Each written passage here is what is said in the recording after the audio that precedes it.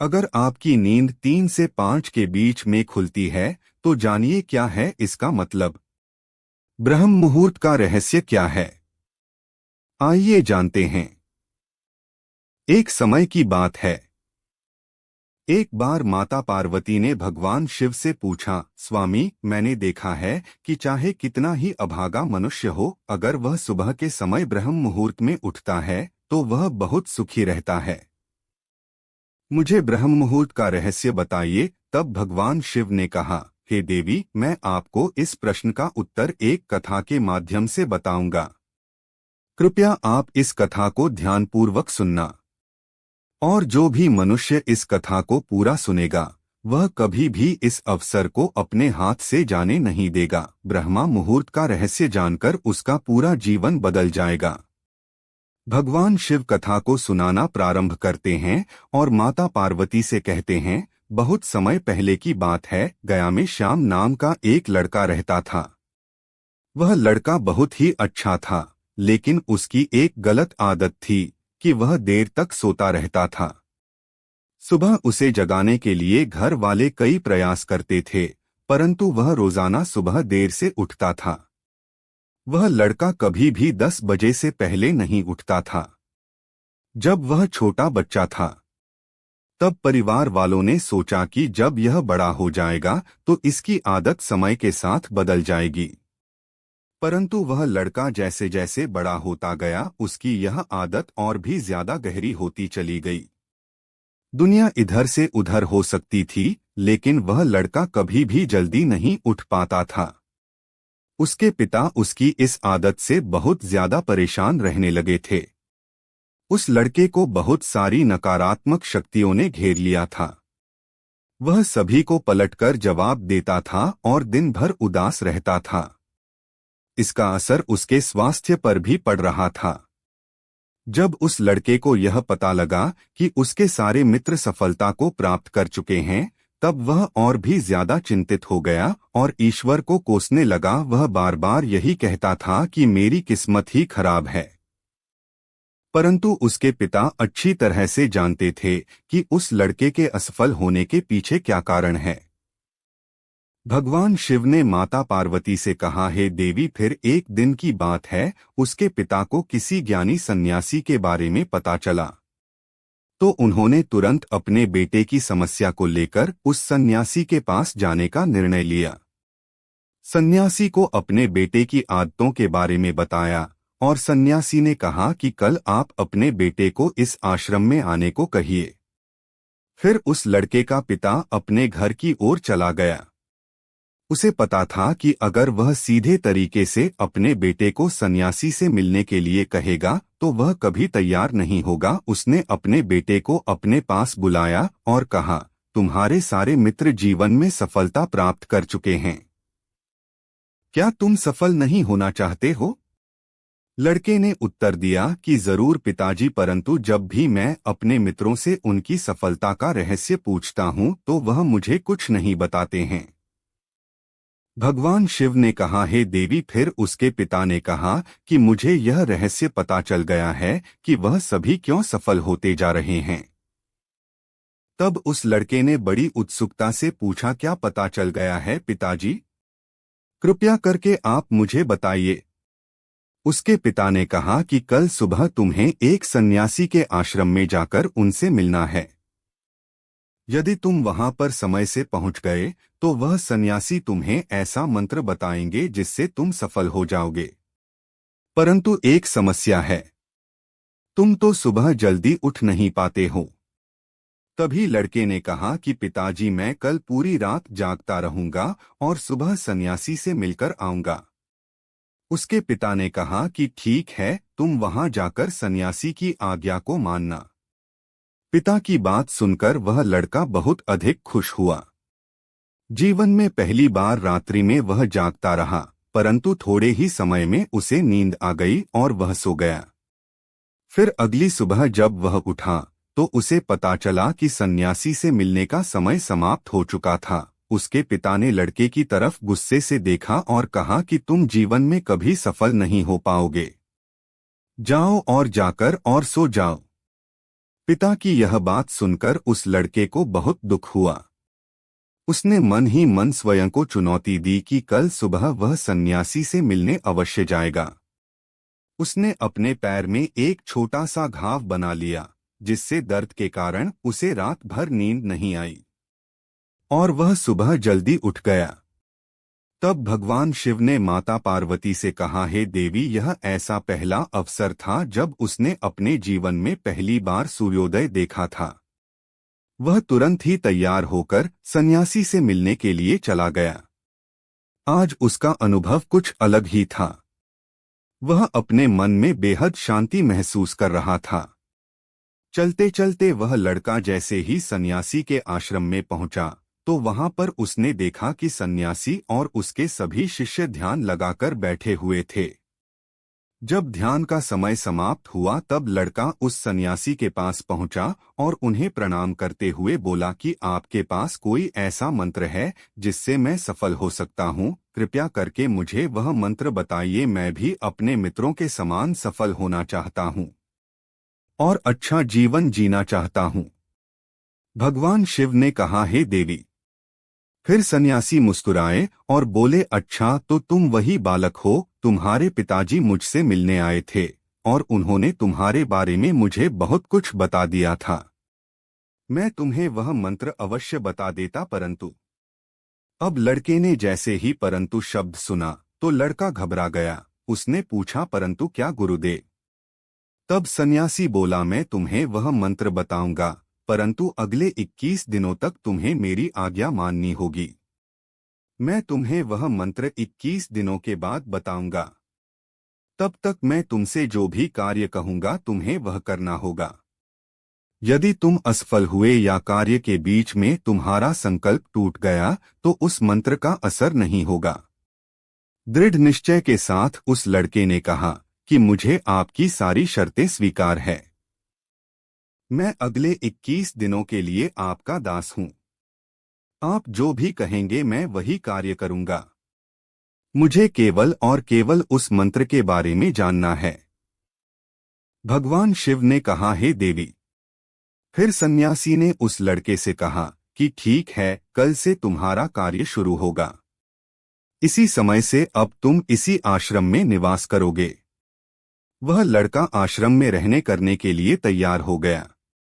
सन्यासी ने लड़के से कहा कि यहाँ रहते हुए तुम्हें ब्रह्मा मुहूर्त में उठना होगा और दूसरे शिष्यों की तरह ध्यान और तप करना होगा। साथ ही आश्रम के कार्यों में भी सहायता करनी होगी। ध्यान रहे, यह संकल्प टूटना नहीं चाहिए। भगवान शिव ने कहा, हे देवी। अब लड़का सन्यासी की बात से सहमत हो गया और अगले दिन से उसके कार्य के दिन की शुरुआत थी। इस बार उसने दृढ़ निश्चय किया, परंतु 1 सप्ताह बीतने के पश्चात ही उसका संकल्प टूट गया और वह 8वें दिन देर तक सोता रहा। जब वह नींद से जागा तो उसने कहा कि मुझसे कितनी बड़ी भूल हो गई है। वह रोते हुए सन्यासी के पास पहुंचा और कहने लगा कि हे गुरुदेव, मेरा संकल्प टूट गया। अब मैं जीवन में कभी सफल नहीं हो पाऊंगा। सन्यासी ने उसे समझाते हुए कहा कि एक बार फिर से शुरुआत करो, फिर से संकल्प करो। फिर लड़के ने सन्यासी से पूछा कि सुबह उठना इतना आवश्यक क्यों होता है और यहाँ पर सभी लोग इतनी जल्दी क्यों उठ जाते हैं? भगवान शिव ने कहा, हे देवी। तब सन्यासी ने लड़के को समझाते हुए कहा कि सुबह यानी ब्रह्मा मुहूर्त में उठने के पीछे बहुत बड़ा रहस्य क्या है, कृपया मुझे बताने की कृपा करें। सन्यासी ने कहा कि रात्रि को 4 पहर में बांटा गया है। पहला रुद्रकाल, जिसका समय शाम 6 बजे से लेकर 9 बजे तक होता है। दूसरा राक्षस काल, जिसका समय रात्रि 9 बजे से 12 बजे तक होता है। तीसरा गंधर्व काल, जिसका समय रात्रि 12 बजे से 3 बजे तक होता है। और सबसे अंत में जो पहर आता है उसे मनोहर काल कहते हैं। इस समय को ब्रह्मा मुहूर्त या अमृत बेला के नाम से भी जाना जाता है। इसका समय भोर 3 बजे से सुबह 6 बजे तक होता है। यह वह समय होता है जब पूरे संसार की नकारात्मक शक्तियां निष्क्रिय अवस्था में होती है और सकारात्मक शक्तियां सक्रिय होती है। ब्रह्मा मुहूर्त अर्थात देव मुहूर्त। ब्रह्मा मुहूर्त का अर्थ देवताओं का समय होता है। भगवान शिव ने माता पार्वती जी से कहा, हे देवी। वह सन्यासी आगे कहते हैं, इस समय देवता धरती पर विचरण कर रहे होते हैं और जागृत मनुष्य पर उनका बड़ा ही सकारात्मक प्रभाव पड़ता है। ब्रह्मा मुहूर्त ऐसा समय होता है जिसमें मनुष्य का मस्तिष्क बिल्कुल खाली होता है, जिसमें किसी प्रकार के कोई विचार नहीं होते हैं, और जब इस समय व्यक्ति अपनी पुस्तक खोलकर पाठ का अध्ययन करते हैं तो उन्हें सब कुछ जल्दी जल्दी याद भी होता है और यह लंबे समय तक याद रहता है। यह ऐसा समय है जिसमें हम ज्ञान को समझने का प्रयास करते हैं। इस कारण आश्रम के सभी शिष्य और संसार में बहुत से ज्ञानी लोग ब्रह्मा मुहूर्त में ही उठ जाते हैं। प्राचीन काल में रोशनी का कोई स्रोत न होने के कारण लोग अपने दिन का समापन सूर्यास्त के साथ और आरंभ सूर्योदय के साथ करते थे। यह एक तरीका है जिससे मानव जीवन प्रकृति के साथ तालमेल बनाकर चलता है। भगवान शिव ने कहा, हे देवी। फिर उस लड़के ने कहा कि ठीक है, मैं कल से अपना संकल्प फिर से शुरू करता हूँ। परंतु ब्रह्मा मुहूर्त में उठकर मुझे क्या क्या करना चाहिए? तब सन्यासी ने कहा कि ठीक है, मैं तुम्हें बताता हूँ कि ब्रह्मा मुहूर्त में क्या करना चाहिए और कैसे करना चाहिए। सबसे पहले उठकर धरती माता पर पाँव रखने से पहले धरती माता को प्रणाम करना चाहिए और अपनी दोनों हथेलियां को देखना चाहिए और ईश्वर को धन्यवाद देना चाहिए कि उन्होंने तुम्हें आज का सूर्योदय देखने का अवसर दिया है। इसके बाद नित्य कर्म और स्नान करने पश्चात ध्यान की प्रक्रिया शुरू होती है। ब्रह्मा मुहूर्त में ध्यान की अवधि 21 दिन तक होती है। इस विधि का उपयोग तब किया जाता है जब आप अपनी कोई मनोकामना की पूर्ति चाहते हैं। यह ऐसा समय होता है जब व्यक्ति अपने आज्ञा चक्र को सक्रिय करने पर काम करते हैं। भगवान शिव ने कहा, हे देवी। आगे वह सन्यासी कहते हैं, आज्ञा चक्र दोनों भौहों के बीच होता है। यह संकल्प का स्थान भी कहा जाता है। अगर इस चक्र पर ध्यान केंद्रित किया जाए और अपनी मनोकामना को बार बार दोहराया जाए तो मात्र 21 दिनों के भीतर वह मनोकामना पूरी हो जाती है। अगर आपके मन में कोई अधूरी मनोकामना है और आप उसे पूरी करना चाहते हैं, तब उसे सबसे पहले उस मनोकामना का स्पष्टीकरण कर लें। आपको क्या चाहिए यह निर्णय अवश्य कर लें। इसके बाद ध्यान की विधि को शुरू करें। ब्रह्मा मुहूर्त में स्नान के बाद एक ऐसा स्थान चुनें जहां पर हवा का प्रवाह हो। ध्यान में शुद्ध प्राण वायु का होना बहुत आवश्यक होता है। ध्यान की मुद्रा में रीढ़ की हड्डी सीधी होनी चाहिए, साथ ही गर्दन भी सीधी होनी चाहिए। सुखासन की अवस्था में दोनों हाथों को घुटनों पर रखकर आंखें बंद करके बैठ जाएं। हाथों की मुट्ठी को बंद कर लें और 2-3 मिनट तक बिल्कुल शांत हो जाएं। जब आपका शरीर स्थिर हो जाए और श्वास भी शांत हो जाए, तब उसके बाद अपना सारा ध्यान आज्ञा चक्र पर लगाएं। इस दौरान लंबी गहरी सांस लें और सांस को रोक कर रखें। इस समय आप अपनी इच्छा को मन ही मन दोहराएं और अपने मन से इष्ट देव और देवी देवताओं और गुरुजनों का चिंतन करें। भगवान शिव ने कहा, हे देवी। उस सन्यासी ने कहा, जब सांस को रोकना कठिन हो जाए तब धीरे धीरे सांस को बाहर की ओर छोड़ो। सांस को नाक से भरें और मुख से बाहर छोड़ें। इस प्रक्रिया को 3 से 4 बार प्रतिदिन दोहराएं। ऐसा प्रतिदिन करने से आपकी जो मनोकामना है वह अवचेतन मन तक अवश्य पहुंच जाएगी और इच्छा पूर्ति जल्दी होगी। आज्ञा चक्र सक्रिय होता है और हमारी आज्ञा को पूरा करता है। सांस को रोक कर रखने के दौरान शरीर में आपातकाल की स्थिति हो जाती है, जिससे कि आप बेकार की बातें सोचने और विचार करने से बचते हैं। ब्रह्मा मुहूर्त के समय ईश्वर की विशेष कृपा होती है और कोई भी व्यक्ति अपनी मनोकामना को इस समय दोहराता है तो उसकी इच्छा जल्दी से पूरी होती है। भगवान शिव ने कहा, हे देवी। इस प्रकार सन्यासी ने उस लड़के को ब्रह्मा मुहूर्त का महत्व बताया। अगले 21 दिनों तक उस लड़के ने बड़े ही मन के साथ इस प्रक्रिया को अपनाया। अब वह बहुत ही ज्यादा अनुशासित और शांत स्वभाव का बन चुका था।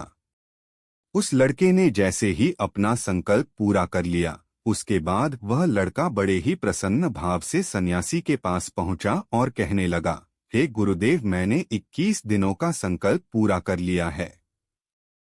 अब कृपया मुझे सफल होने का मंत्र बताइए।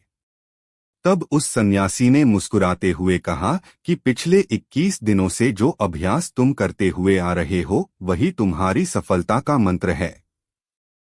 जो व्यक्ति ब्रह्मा मुहूर्त में उठकर बेकार की बातें सोचने और विचार करने से बचते हैं।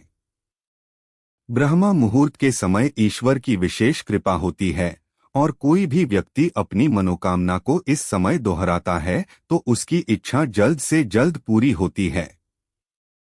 भगवान शिव ने कहा, हे देवी। इस प्रकार सन्यासी ने उस लड़के को ब्रह्मा मुहूर्त का महत्व बताया। अगले 21 दिनों तक उस लड़के ने बड़े ही मन के साथ इस प्रक्रिया को अपनाया। अब वह बहुत ही ज्यादा अनुशासित और शांत स्वभाव का बन चुका था। उस लड़के ने जैसे ही अपना संकल्प पूरा कर लिया, उसके बाद वह लड़का बड़े ही प्रसन्न भाव से सन्यासी के पास पहुंचा और कहने लगा, हे गुरुदेव, मैंने 21 दिनों का संकल्प पूरा कर लिया है। अब कृपया मुझे सफल होने का मंत्र बताइए। तब उस सन्यासी ने मुस्कुराते हुए कहा कि पिछले 21 दिनों से जो अभ्यास तुम करते हुए आ रहे हो, वही तुम्हारी सफलता का मंत्र है। जो व्यक्ति ब्रह्मा मुहूर्त में उठकर ध्यान प्रक्रिया को सही से करते हैं, वह जीवन में कभी असफल नहीं हो सकते। अब तुम्हें ब्रह्मा मुहूर्त का रहस्य पता चल चुका है। अब तुम इसे जीवन पर्यंत करो। तुम्हें जीवन के लक्ष्य और सफलता दोनों ही प्राप्त होंगे। उस लड़के ने सन्यासी को धन्यवाद दिया और ब्रह्मा मुहूर्त के नियमों का पालन जीवन पर्यंत तक करने का वचन भी किया। भगवान शिव ने माता पार्वती कहा, हे देवी, अब तो आपको पता चल गया होगा कि ब्रह्मा मुहूर्त क्या होता है और इसका रहस्य क्या है। तब माता पार्वती ने कहा, हे स्वामी, अब मुझे ब्रह्मा मुहूर्त का संपूर्ण ज्ञान हो गया है। इतना कहकर माता पार्वती ने भगवान शिव को प्रणाम किया। आशा है आप सभी को यह कथा और जानकारी पसंद आई होगी। अगर जानकारी और कथा पसंद आए तो वीडियो को लाइक कीजिए, शेयर कीजिए। धन्यवाद।